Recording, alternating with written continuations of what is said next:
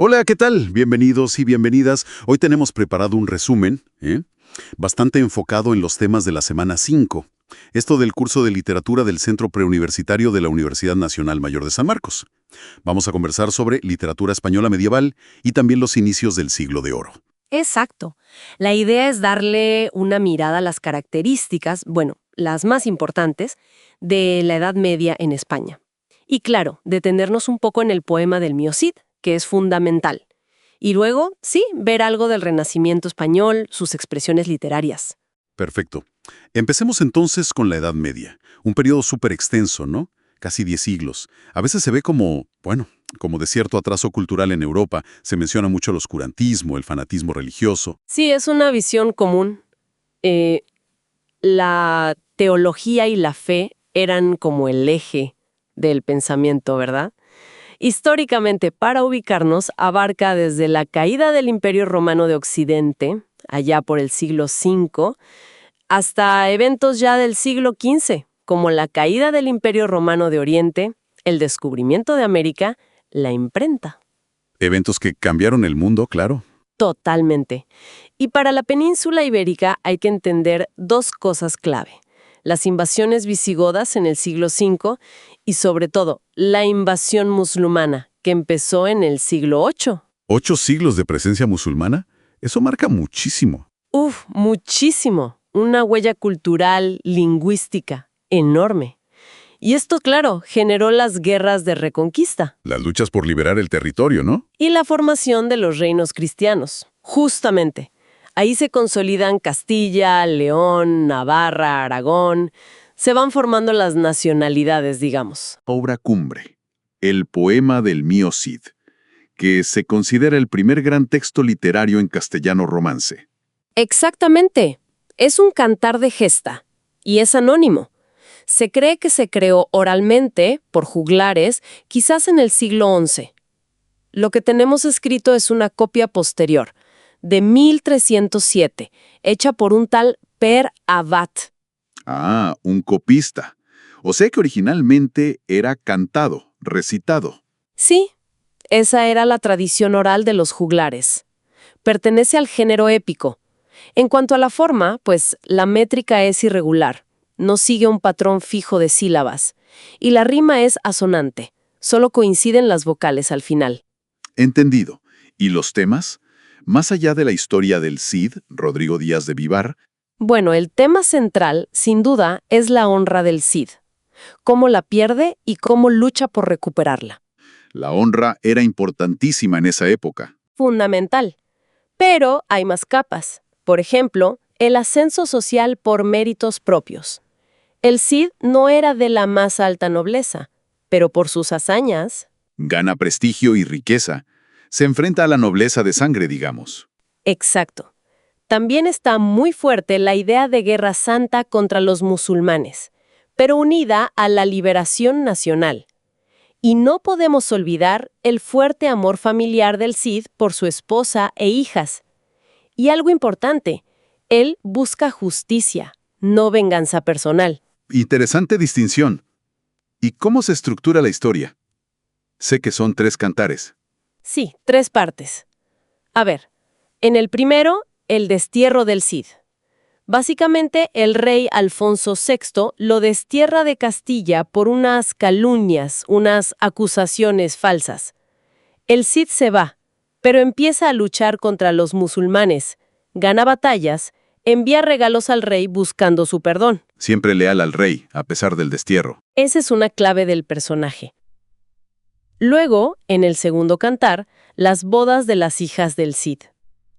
El rey finalmente lo perdona, y como muestra de reconciliación, propone casar a las hijas del Cid, doña Elvira y doña Sol, con los infantes de Carrión, que son nobles de León. Ajá, aquí viene el problema, ¿no? El famoso episodio del león. Exacto. Se escapa un león y los infantes de Carrión quedan en ridículo por su cobardía, mientras el Cid lo domina tranquilamente. Uf, qué humillación para ellos. Y eso lleva al tercer cantar, la afrenta de Corpes.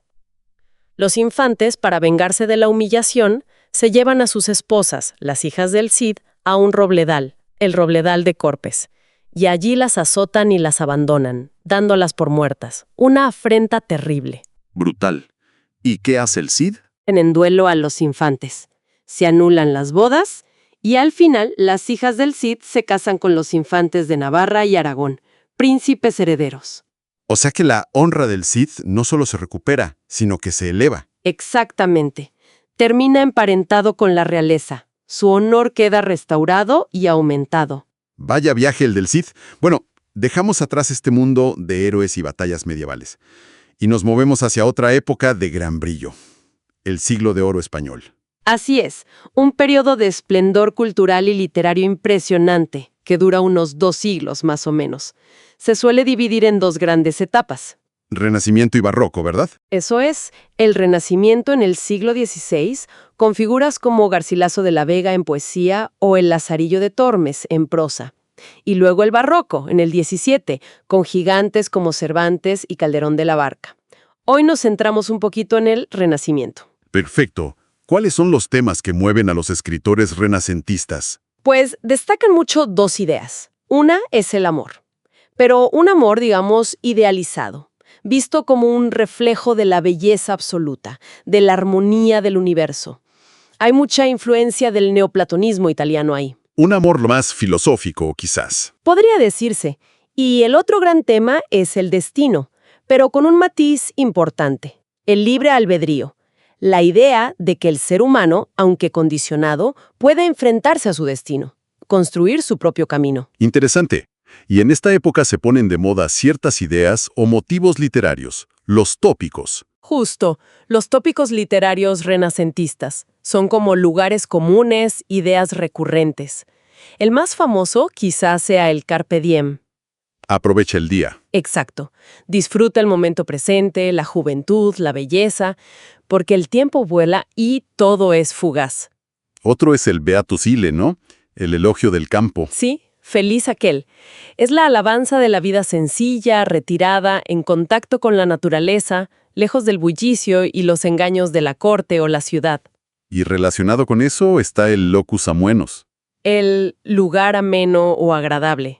Es la descripción de un paisaje natural idealizado, perfecto, con árboles, sombra, agua, pájaros, un escenario de armonía y belleza ideal.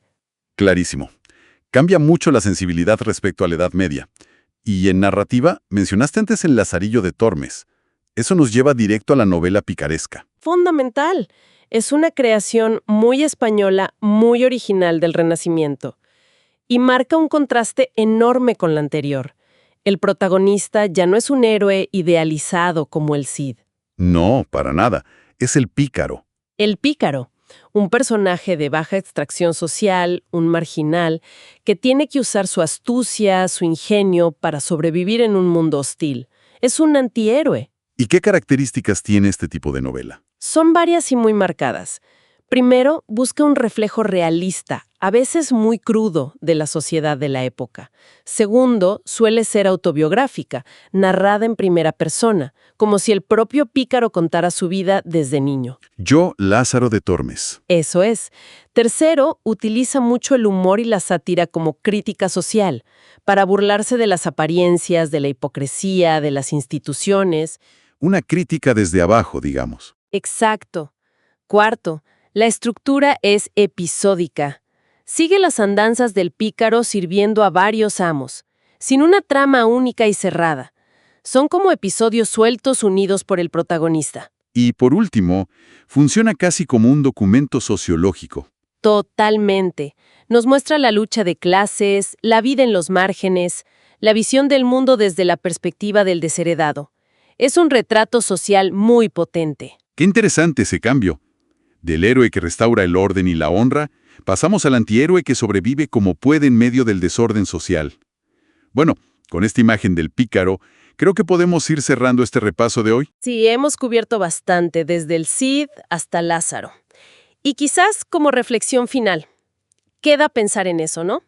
Cómo el paso del héroe épico e idealizado al antihéroe pícaro, astuto y desengañado, ¿qué nos dice sobre los cambios profundos en la mentalidad, en los valores, en las tensiones de la sociedad española entre la Edad Media y el Renacimiento? Es una excelente pregunta para que quede resonando. Esperamos que este resumen les haya sido útil. Estén atentos y atentas a las próximas entregas con más resúmenes. Hasta pronto.